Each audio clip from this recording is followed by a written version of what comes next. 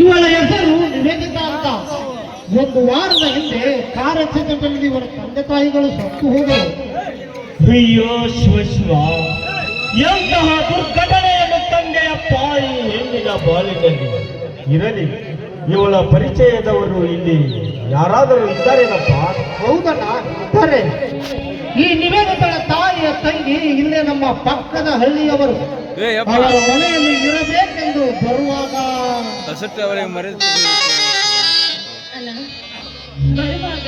ಏನಾಯ್ತಣ್ಣ?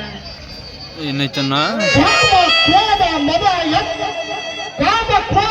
ಎತ್ತಾದ ಒಂದು ಕಾಡು ಮೃಗ ಈ ಸುಂದರ ಯುವತಿಯನ್ನು ನೋಡಿ ತಡೆದುಕೊಳ್ಳಲಾರದೆ ಇವಳ ಮೈ ಮೇಲೆ ಎಗರಲು ಬಂದಿತ್ತು.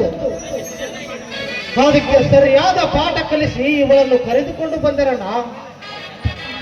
ಶಂಕರ, ಅಂತಹ ಕ್ರೂರ ಪ್ರಾಣಿ ನಮ್ಮೂರೊಳಗೆ ಬಂದಿತ್ತ? ಹೌದಣ್ಣ. ಕ್ರೂರ ಪ್ರಾಣಿ ಅಲ್ಲಣ್ಣ, ಬಡವರ ಬಂದು ದಲಿತರ ಉದ್ಧಾರಕ, ಪ್ರಜೆಗಳ ಸೇವಕ ಎಂದು ಹಲವಾರು ಬಿರುದುಗಳನ್ನು ಕೊಟ್ಟು ಈ ಹತ್ತೂರ ಹಳ್ಳಿಯ ಹಿರಿತನದ ದೊರೆ ಎನಿಸಿಕೊಂಡಿರುವ ಈ ಊರ ಪಟ್ಟ ಶ್ರೀಮಂತ ದೇವೇಗೌಡನ ಕಾಯಕವಿದು. ಶಂಕರ, ಏನು ಹೇಳುತ್ತಿರುವಿಯೋ ನೀನು? ಈ ಸುತ್ತ ಹತ್ತು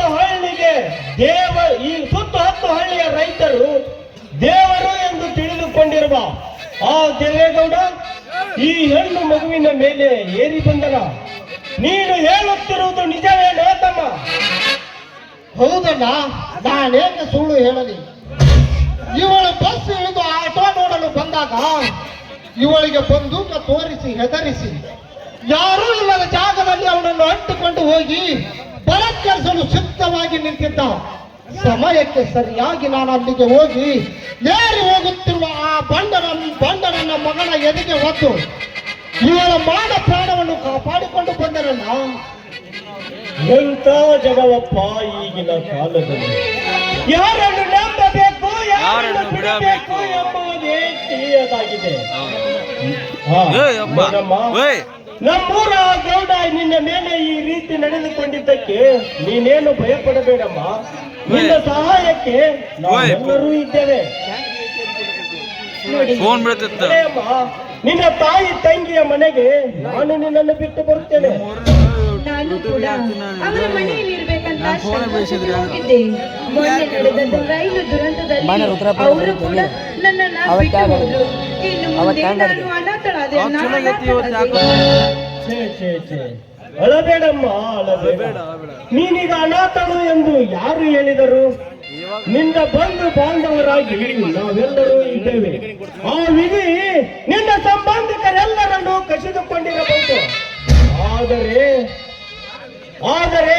ಆ ವಿಧಿಗೆ ಸವಾಲು ಹಾಕಿ ಇನ್ನು ಮುಂದೆ ನಿನ್ನ ಹೆತ್ತ ತಂದೆ ತಾಯಿ ಅಕ್ಕ ತಂಗಿ ಅಣ್ಣ ತಮ್ಮಂದಿರು ತೋರಿಸಿದ ಪ್ರೀತಿ ವಾತ್ಸಲ್ಯವನ್ನು ನಾವು ನಿನಗೆ ತೋರಿಸುತ್ತೇವೆ.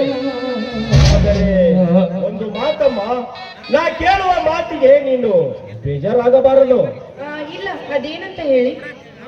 ನೋಡಮ್ಮ, ಪರಿಚಯ ಇಲ್ಲದ ಒಂದು ಹೆಣ್ಣನ್ನು ನಮ್ಮ ಮನೆಯಲ್ಲಿ ಇಟ್ಟುಕೊಂಡರೆ ಈ ಸಮಾಜ ನೂರೊಂದು ಮಾತುಗಳನ್ನು ಆಡುತ್ತದೆ. ಅದಕ್ಕೆ ನೀನು ನಮ್ಮ ಮನೆಯ ಭಾಗ್ಯಲಕ್ಷ್ಮಿಯಾಗಿ ಸಿಕ್ಕಿದೀಯಾ. ತಂಗಿಯನ್ನು ಸ್ವೀಕರಿಸಿದರೆ ಒಂದಲ್ಲ ಒಂದು ದಿನ ಕೊಟ್ಟ ಮನೆಗೆ ಮದುವೆ ಮಾಡಿಕೊಂಡು ಹೋಗಿಬಿಡುತ್ತೀಯ. ಅದಕ್ಕೆ ಈ ಶಿವಶಂಕರನ ಮನೆಯ ಜ್ಯೋತಿಯನ್ನು ಬೆಳಗಿಸುವುದಕ್ಕೋಸ್ಕರವಾಗಿ ಈ ನನ್ನ ಜೀವನ ಪೂರ್ತಿ ನನ್ನ ತಮ್ಮ ಶಂಕರನನ್ನು ಕೈ ಹಿಡಿದು ಅವರ ಸಂಗಾತಿಯಾಗಿ ಬರುತ್ತೀಯ ಎಂದು ಕೇಳಿದೆನಮ್ಮ. ನೀರಿನಲ್ಲಿ ಮುಳುಗುತ್ತಿರುವವಳಿಗೆ ಹುಲ್ಲು ಕಟ್ಟಿಯ ಆಸರೆಯಂತೆ ಹುಲ್ಲ ಗೋತ್ರ ಏನು ಗೊತ್ತಿಲ್ಲದ ಈ ಅನಾಥಳೆಯನ್ನು ನಾನು ನಿಮ್ಮ ಮನೆ ಸೊಸೆಯನ್ನಾಗಿ ಮಾಡ್ಕೊತೀನಿ ಅಂತಿದ್ದೀರಾ. ಈ ನಿಮ್ಮ ಮಾತು ಕೇಳಿ ನನಗಂತೂ ತುಂಬಾ ಖುಷಿ ಆಯ್ತು. ಆದ್ರೆ ನಿಮ್ ತಮ್ಮ ಹೋಗ್ತೀನಿ. ಒಂದು ಟಿಕ್ಕಿ ಹೊಡಿ, ಎಮ್ ಹೊಡೆದು